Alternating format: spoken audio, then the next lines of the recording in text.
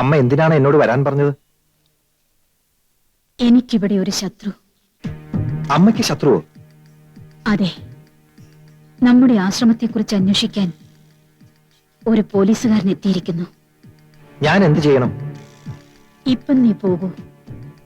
സമയാവുമ്പോ ഞാൻ അത് പറയാം. ശരി അമ്മേ.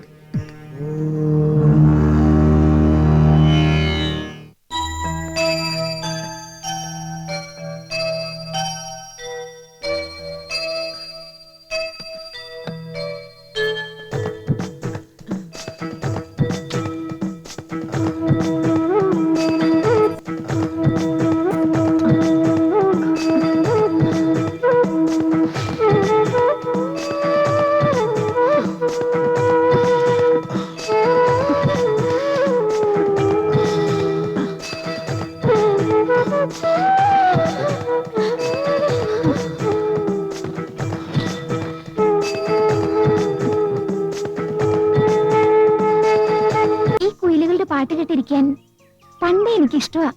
അത് കൊള്ളാം. നമ്മളിവിടെ വന്നത് കുയിലിന്റെ പാട്ട് കേട്ട് ആസ്വദിക്കാനല്ല. ഇവിടെ നടക്കുന്ന പെൺവാണിഭവും മറ്റ് സംഭവങ്ങളും കണ്ടുപിടിച്ച് 10 ദിവസത്തിനകം റിപ്പോർട്ട് നൽകാനാ. അത് ജോസിന്റെ ജോലി.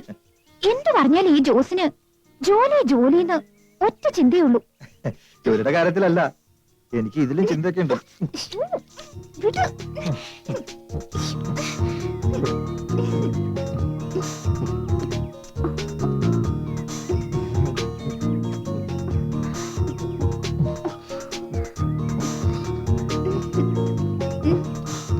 ഒരു സന്യാസി വരുന്നു.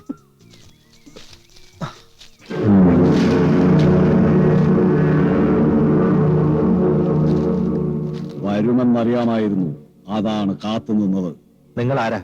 പറയാറായിട്ടില്ല, പറയും. ഒരിക്കൽ അതിന് സമയമാവുമ്പോൾ ഞാൻ തന്നെ നേരിട്ട് വന്ന് പറയും. ഞാനിവിടെ വന്നിരിക്കുന്നത് അന്വേഷിക്കാൻ, പെൺവാണിഭങ്ങളും കൊലപാതകങ്ങളും അന്വേഷിക്കാൻ. ഏറെ ബുദ്ധിമുട്ടണ്ട.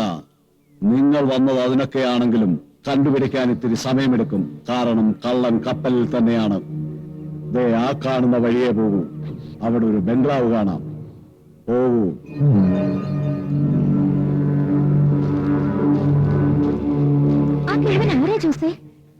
അതെ, ഏതോ വട്ടുപിടിച്ച് നടക്കണ പൂച്ച സന്യാസിയോ മറ്റോ ആണ്. നമുക്കത് അന്വേഷിക്കേണ്ട കാര്യമില്ല. നമുക്കറിയേണ്ടത് ആശ്രമത്തെക്കുറിച്ചും ദേവിയമ്മയെ കുറിച്ചുമാണ്. ആശ്രമത്തിൽ ആരെങ്കിലും ആയിരിക്കും. ഏതായാലും അയാൾ പറഞ്ഞ സ്ഥലം വരെ നമുക്കൊന്ന് പോയി നോക്കാം. വരൂ.